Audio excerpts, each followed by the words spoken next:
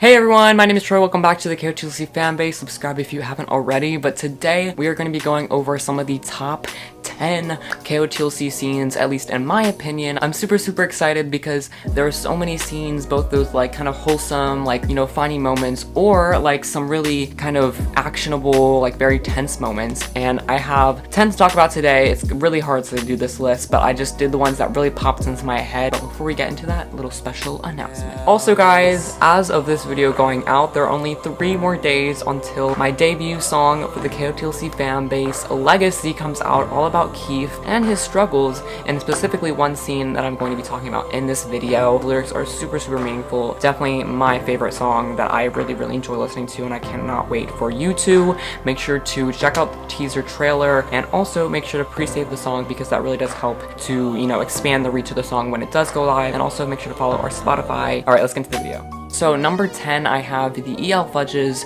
scene from Legacy, but this one is just like a really cute scene that I know Shannon loves. I know the fans love it as well. I think that it really plays on Sophie and Keith's relationship. Like Sophie would, you know, risk kind of some of her time to go get some E.L.Fudges for Keefe, and she knows that he's hurting. She's like the perfect kind of like match for Keefe, even though I am a Sophie shipper and so Keefe shipper. I feel like who can give Sophie more at the end of the day?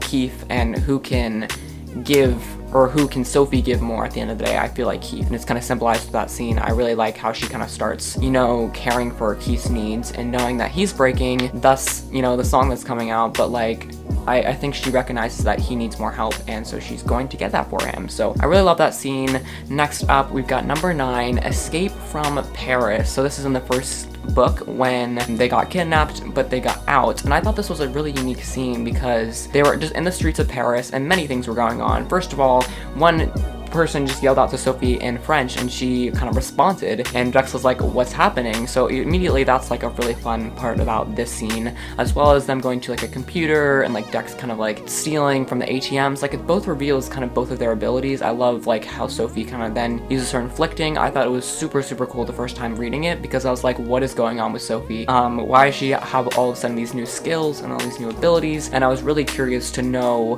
what those were when we got back. I think it was so tense because the kidnappers were on their tail the whole time. Alright, so number 8, we have got the Splotcher Match, which is also in the first book. A ton of my favorite memories come from the first book because it's one of my favorite books by far. Absolutely beautifully written because it was written 20 times by Shannon, or whatever, 17. I think that the Splotcher Match was a really good addition to the book because it showed Sophie's like inept power to just like do these crazy things with the brain push. She's so different from others. She has so much power, not even being in the world for like 6 months. Like she has so much power just in her hands basically, and she can just, you know, totally dominate. And I love how she can like stand up to Fitz.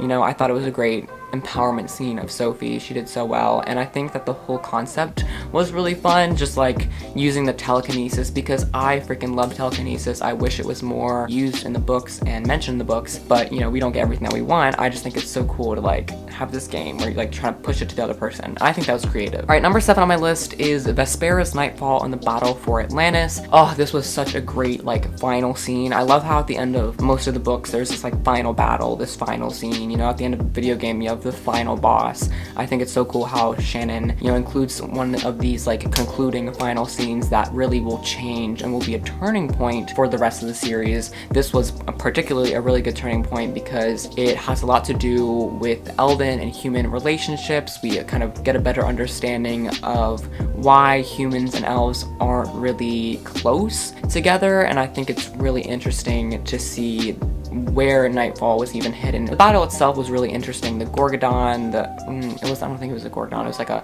Gorgoscopia Dubadon, also the mirrors, and like Benton and like Vespera, and then Biana, like, you know, kind of popping off a little bit, and then Sophie trying to enhance Grady and him being like really emotionally stressed after that. And I love when like Lady Jillbull was escaping, and then, you know, the whole Atlantis goes like, oh, I'm up in panic, and then they broke the force field around Atlantis, and then Sophie and Lynn had to like repair it. That was such an epic scene. You cannot tell me it wasn't. Number 6 is Gelato and the Black Swan Hunt. I loved this beginning of Neverseen. Neverseen has so many good memories, so many good moments, and I'll talk about more of them in this video, but the particular one that I really enjoyed from the bat was them going to Florence and them just trying to find Mr. Forkle. It was really interesting. Then they just stopped for Gelato, and I thought that was a really interesting moment. And I remember Sophie remarking how how they all looked like supermodels and they all had elven or human clothes on. I thought it was just like a funny moment for me, honestly, and I really enjoyed it. The group dynamic really kind of shined, and I remember Biana like mentioning about the naked statue. It was just really funny. I love it, and I love how they point out like all these things about the human world that,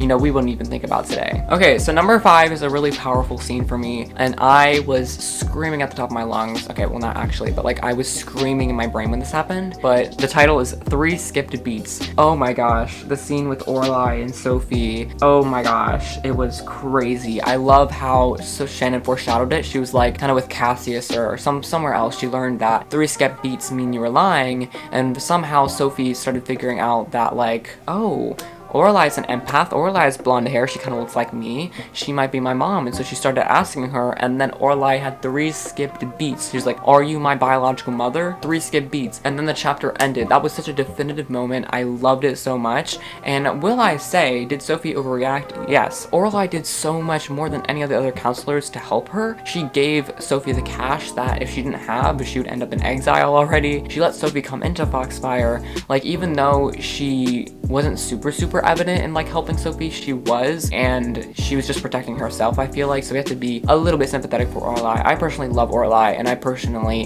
have reread and have seen how much Orlai has helped her. Okay, so number 4 is actually the scene that the song is about. So why don't we get our little crown? Oh my gosh, you guys see this? My crown is like bent. That's what you get for ordering stuff off Amazon, am I right?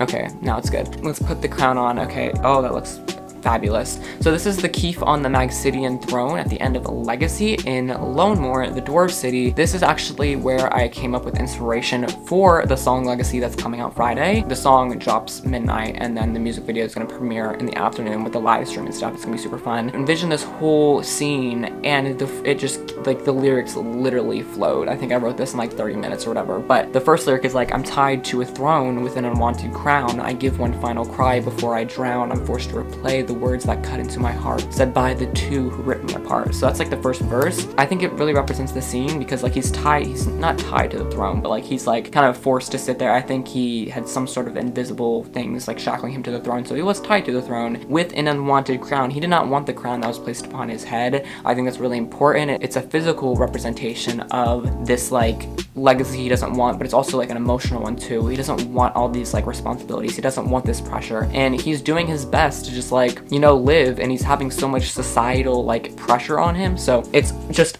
for sure a favorite. Okay, next up we've got the entrance to Exilium, which is number 3 on my list. I really liked the entrance to Exilium because it was fun. I don't know, I really liked the test, and I really liked Exilium itself. It was such a nice refresher from Foxfire because I was getting bored, so I loved having to like, you know, focus on some skills because I'm a sucker for skills. I really love skills. I love when Shannon implements them, and I think she forgets about them a little bit too much. I like the new setting, and I liked how there was like this kind of problem with Exilium not being super like funded by the council and stuff, and that Sophie was able to fix it through her visit. I think that was like just a well-rounded plot, but I really do love when they all just drop down and they're like, this is your test. I thought it was just so fun. Number 2 is also on the Never Seen book because it's my favorite, and that is the Illuvatere window sleepovers. This is another scene where I really saw Sophie and Keefe click. It would only be right if it was Sophie and Keefe. I feel like it would not make sense if it was Sophie and Fitz, because Sophie and Keefe have this more like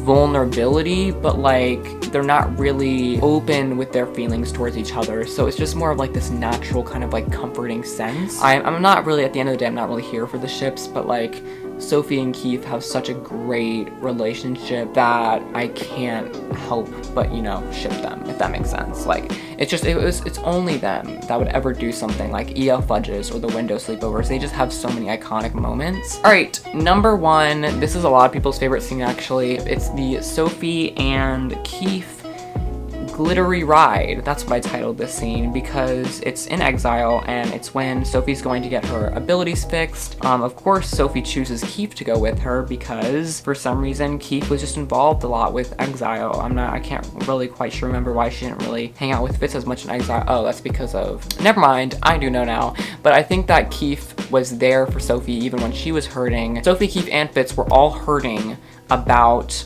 Alden, right? Because his mind was broken. But there's two people that kind of reacted in a more positive way and were comforting of each other, and that was Sophie and Keefe. And that's why I like their relationship, because when Fitz was hurting, he isolated himself, he lashed out a lot, and he tried to place the blame on people. I feel like Sophie and Keefe were just kind of sad about it with each other, and they tried to, you know, distract themselves by, you know, researching the Black Swan. And that's why I really like this scene, because it shows that, like, Keefe, you know, is always trying to make Sophie smile even when he's hurting, and I think just him being there for protection was just kind of like one of those moments that I'm like, oh, that's so cute. So I really like that scene, and it definitely will remain my top. Alright, thank you so much for watching this video. I'm gonna keep this intro or outro short. Make sure to leave a like on this video if you did enjoy. Subscribe down below for more videos. Comment down below what is your favorite, maybe top 3, maybe top 5 favorite scenes, or top 10. Give me all of them if you want. I would love to hear about them. Remember, my song comes out Friday. Literally, make sure to pre-save. The links are in the description. Follow us on Spotify. It does help a tremendous lot. You can literally sign up for a Spotify account so easily. I did this for my own release too, because I wanted to like listen to my release on Spotify and be like, hey, you know. So basically all you do is just sign up with your Google and it'll be fine, and then you can pre-save and you can get like the full experience of my song by streaming it. The song will drop midnight Thursday, but technically Friday, the very start of Friday, if that makes sense, in the Eastern time zone. So it'll be like Thursday night pretty much, and then the Friday afternoon the music video will premiere, and we'll do a live stream an hour before, and that's probably when all the action's gonna happen. But you can listen to it before the music video premiere if you would like, or you could get the full visual and audio experience at the same time. But anyways, I have to go. I'm running too late, and I will see you guys next time. Bye. See you on Friday.